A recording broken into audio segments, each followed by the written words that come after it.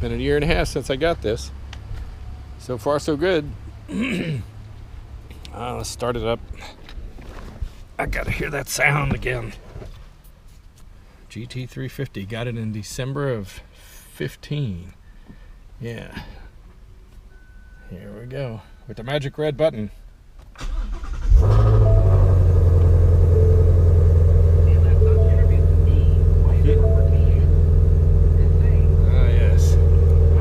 Let's get it to cool off in here. A little air conditioning.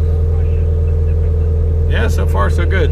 At least this one was not involved in the airbag recall like the GT500 and the other Mustangs.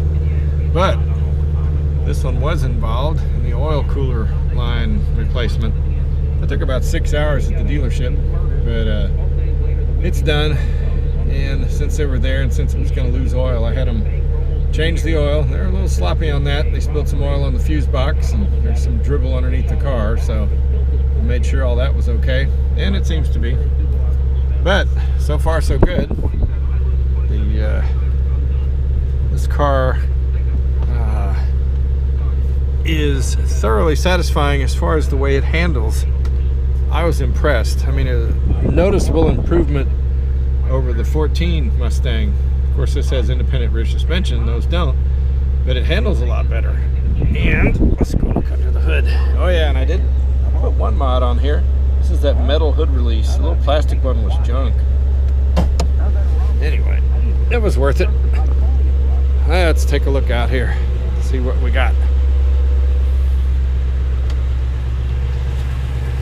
And I couldn't deal with a hood prop, so went ahead and bought the gas pressurized hood struts.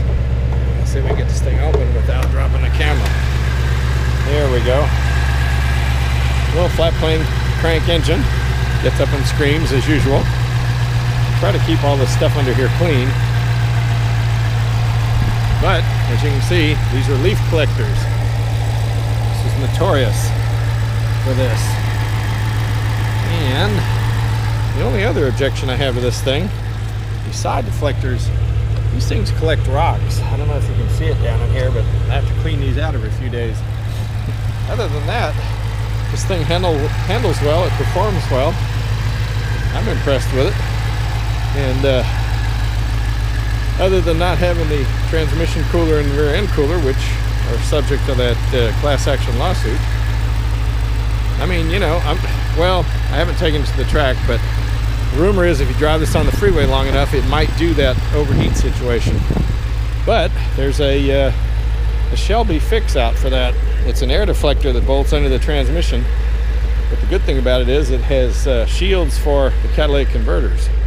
And that may be where all the heat's coming from. So those things are within a couple of inches of the transmission, and they radiate a lot of heat. So, other than that, I'm trying to keep the bird droppings off of this thing. It's a nice car. I'm thoroughly impressed. I'm glad I got one of each. It took me years to do this. So, anyway, there you have it. A year and a half of ownership, and very happy with it. And let's go in here and see what else we got working. Probably nothing. Radio's up a little bit. I'll turn that down. But yeah, after a year and a half, I'm thoroughly impressed. I will keep it. So there you have it, another car review. I'm not going to take it out and race it and drive it for you because you've seen too many of those videos on YouTube. I could. Maybe I'll do that next. Anyway, I'm pleased.